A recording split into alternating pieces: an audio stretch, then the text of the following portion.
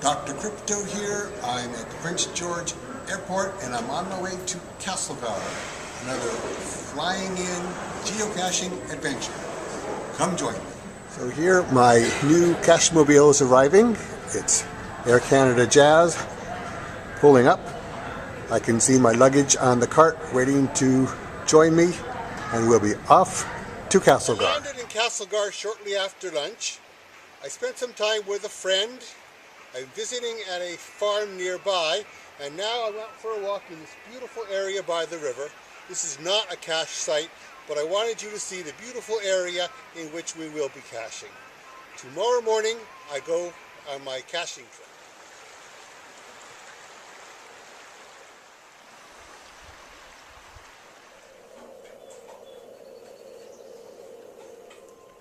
Here I am at Tracy's house. This is his dog who's going to come accompany us on our geocaching. I'm just waiting for Tracy to get the keys to the car and off we'll go.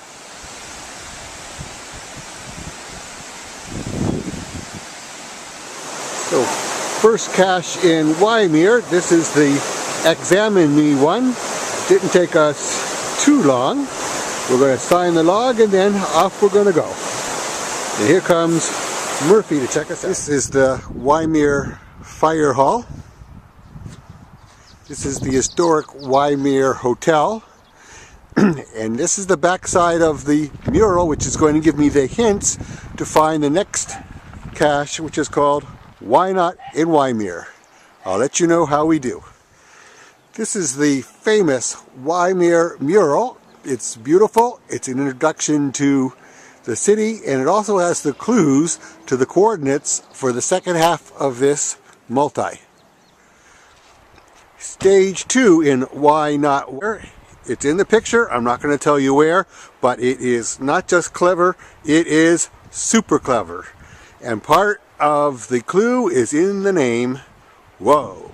I'm at a cache called Viewpoint at Waimea. I'm actually looking very close to where the cache might be. You still have to have a little search to find it, and I can see why it's called Viewpoint. In a second I'm going to walk down to the bench and show you the town. I'm sitting on the bench about 50 meters away from the cache. We're looking out at the small town of Waimea. You can see the river flowing by, the historic hotel. This is a beautiful little place. It's a nice, mostly sunny day, and we're having a wonderful time caching together. And now we're going to move on to the next. Isn't this a beautiful creek?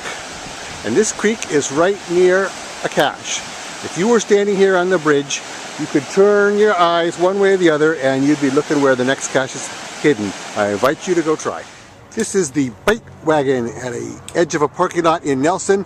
I'm showing this to you because this is where Tracy and I are having lunch, and directly behind me is the cache I just found. So if you come caching in Nelson, come get a bite and you'll be close to be finding the same cache. Everyone tells me Nelson is a beautiful place, and well, it speaks for itself. Here's the view from Tracy's house. You can see this is truly a magnificent place. Here I am at the Let's Picnic Under the Trestle geocache. I'm going to show you the area, the creek, the trestle, and somewhere in the picture you may see the cache, but I'm not going to tell you where.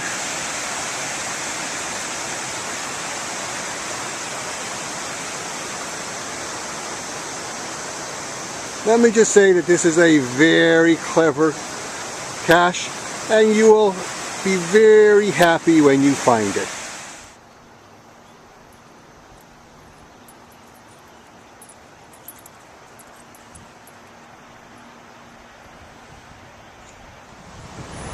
This is the Stanley House Bed and Breakfast. Isn't it a beautiful building? It's got a lovely garden, and what's more, directly behind me, where you can't see, is a geocache I just found called Baker Street. When you're in Nelson, come to this house, Well, here I am at the Castlegar Airport, about to leave the Kootneys. I've had a wonderful few days here. I spent one whole day caching with my friend Tracy, known as Kist. We found quite a few caches in some lovely places.